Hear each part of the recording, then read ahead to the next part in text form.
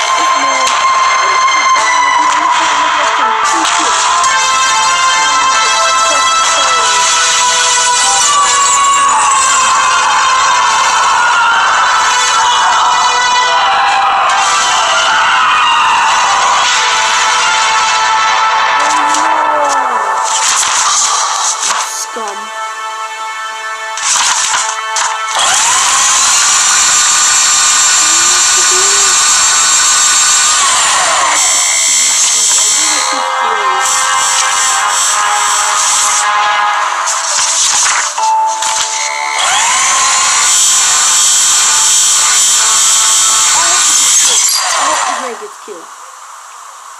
Just remember, comment down below that to the left, y'all get away with. You know what I'm saying? And next is gonna be that. Oh, next. Yeah. Laura?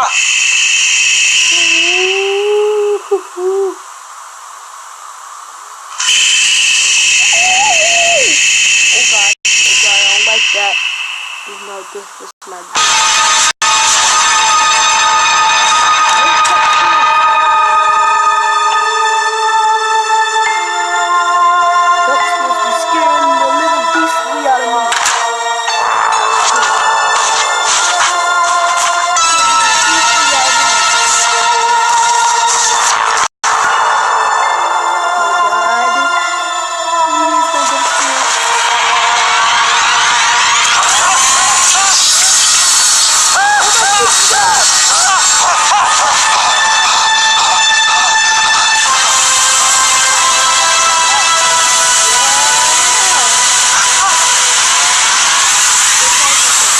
This man look like some Frankenstein raising up from the dead. Don't make me cook you, yo. Do not.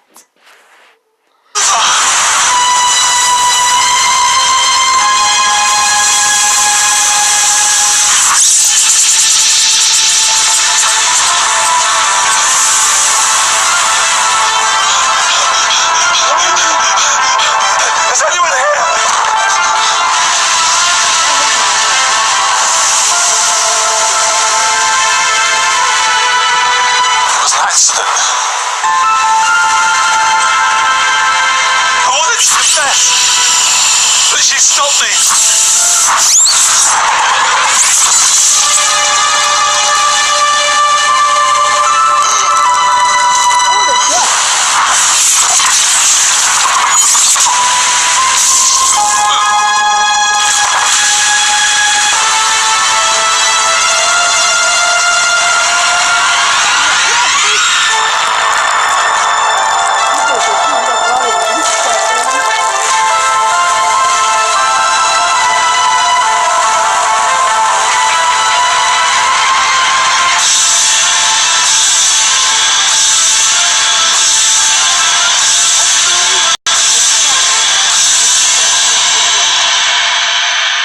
Yesterday was tough.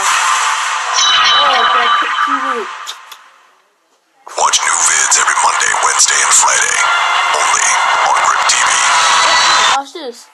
Yup, let's go. Ads, they get on their stupid ads. Ads, stop!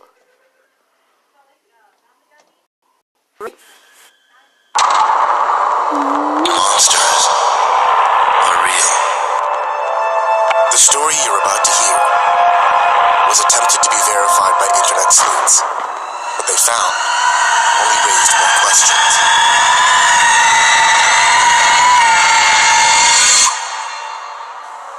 There was no way Dylan should have survived the car wreck.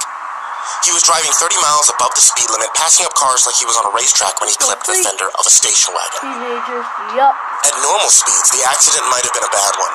But at nearly 95 miles per hour, Dylan's Camry might as well have been made out of paper mache. The elderly couple in the station wagon Dylan hit were killed upon impact with the concrete wall. Their frail bones had shattered like glass, and their organs had ruptured to the point where it would have been more appropriate to say that they had exploded inside their bodies. The driver of the SUV caught in the aftermath of the Camry's rolling was paralyzed when the steering wheel of her car had rammed her so hard that it had crushed her spine. But worst of all was what happened to the baby in the backseat of the SUV. It was too gruesome to account. 3 fatalities. 2 people paralyzed and hundreds of thousands of dollars of damage. But Dylan managed to pull himself from the wreckage with only a small scratch on his left hand. When I picked him up from the hospital, I was surprised to find that Dylan had no remorse. He was a spoiled rich kid willing to blame every other driver but himself. Yep, that I need a sounds drink, like him, man. alright. He That groaned sounds like as we him. pulled up to his house. Come on in, and let's get plastered. I didn't think it was a good idea, but I knew Dylan had just survived a traumatic incident, so I agreed to hang out for a while to keep an eye on him. We cracked open a cheap bottle of whiskey, and after a few drinks, he started opening up to me about the accident. "Well, it's your time to go," he told me. "Playing by the rules isn't going to save your life. These people were playing it safe, driving the speed limit, using their blinkers, just like they were supposed to. Guess what? They're dead, and the guy doing 100 got away without a scratch." "About the one on your hand?" I asked.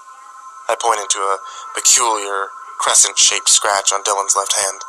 "Did you get that in the crash?" Dylan seemed surprised by the question. He glanced at the little scratch on the back of his hand and shrugged again. "Don't know. First time I noticed it." There was something uncanny about it that I found unsettling. I thought about how little Dylan seemed to care about the deaths that he had caused, and wondered what could compel a person so self-absorbed. I should have said something to him then, but I didn't. Instead, we both got stinking drunk, and I fell asleep on the couch. I'm not sure what time I passed out, but it was pretty late when I felt a hand on my shoulder. "Did you hear that?" Dylan whispered. "I think someone's in the house." No, retreat, my boy. I told him that he was just drunk and paranoid. What is a retreat? I watched him start towards his bedroom, and I was just about to go back to sleep when I saw him stop suddenly. He jerked and fell on the floor, then started scrambling backwards into the living room, trying desperately to get away from the horror that was in his bedroom. His face had gone white, frozen into a petrified scream. He looked as if he had seen a ghost. The creature came crawling into the living room, the most terrible thing I'd ever laid eyes on. It was a towering black monstrosity that wore a crown of bones, with gaping, empty eyes. I was too terrified to run, too terrified to scream. It raised a long, bony hand towards Dylan as if reaching out for him. "Help!" he screamed at me. "Help me!" But I just clenched my eyes shut and played dead. I was too afraid that if I moved, then it would turn on me next. Then came the sounds of bones crunching, the sound of cartilage tearing, of tendons shredding, the screams too, the horrible screams of Dylan, begging the creature for mercy, begging me for help. All the while, I kept my eyes shut as tight as possible and pretended not to hear.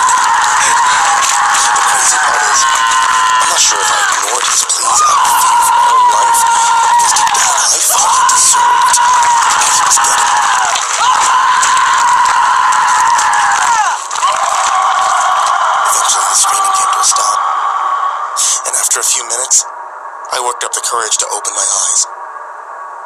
I was sure that when I did, I'd be greeted by that thing staring at me through its big, empty eye sockets, but the creature was gone.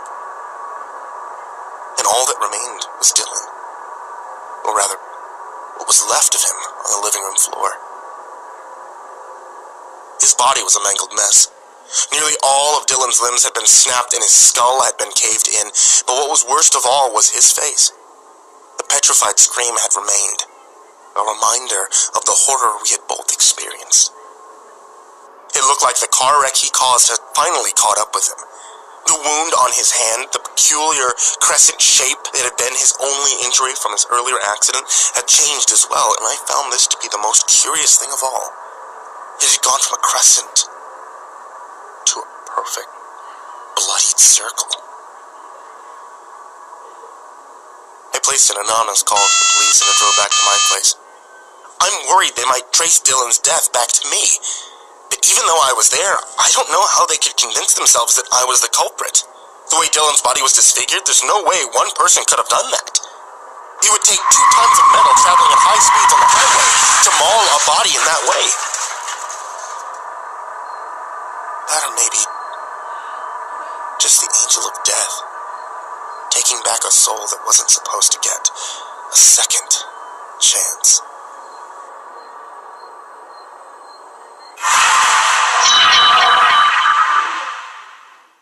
Watch new vids every Monday, Wednesday, and Friday. Only on Crypt TV. Okay, let me watch that.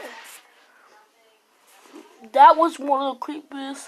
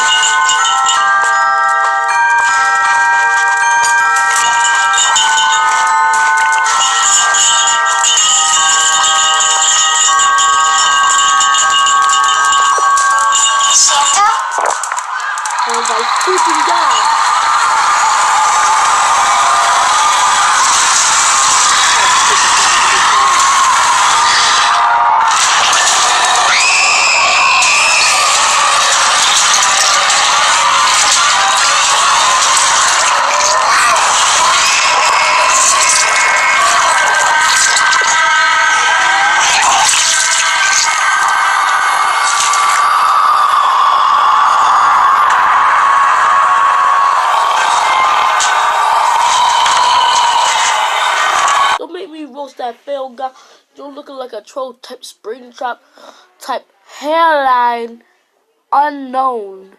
Like this man just ate a girl.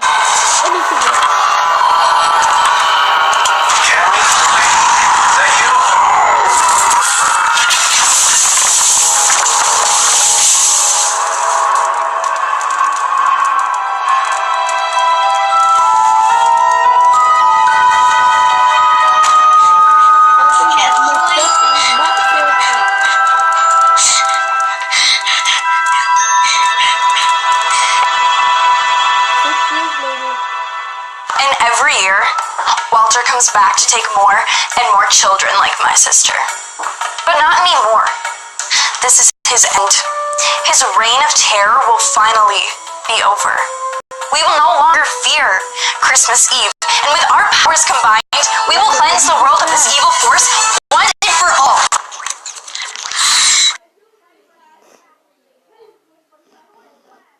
Oh no. What up, guys?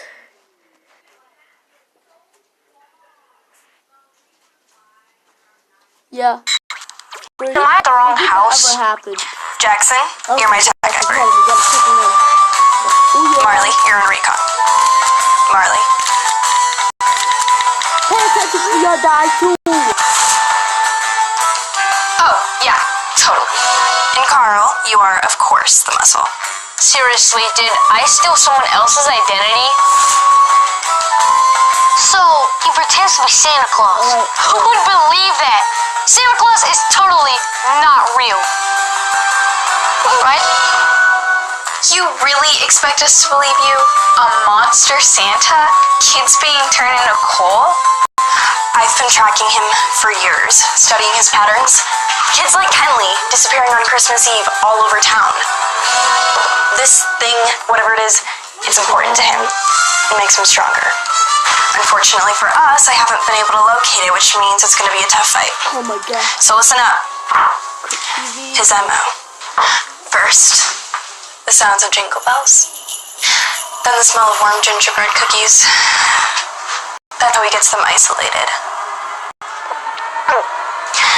Soon the stench turns vile, repulsive. Then it's too late. Their fate is sealed. But not this year. Dude, we're gonna stick together and stop him from hurting anyone ever again. Now let's show this asshat he's messed with the wrong town. Let's send Walter back to where he came from. Oh yeah. I'm up to it.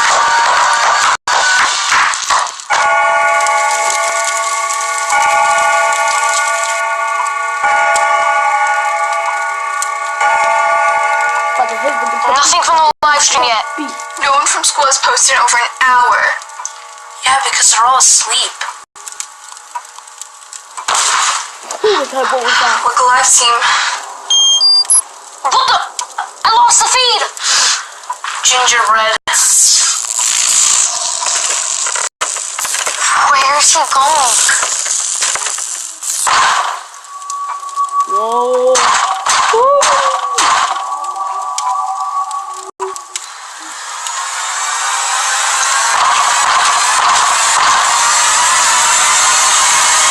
WTF, Delaney? You're just gonna have a holiday party and not invite me? That's jacked up. Angelica, Get out. you need to be quiet. I know Marley's in there because I have her find my iPhone. And if you didn't invite me because I'm half Jewish, that's a hate crime. And I will straight up call the police. What is that smell?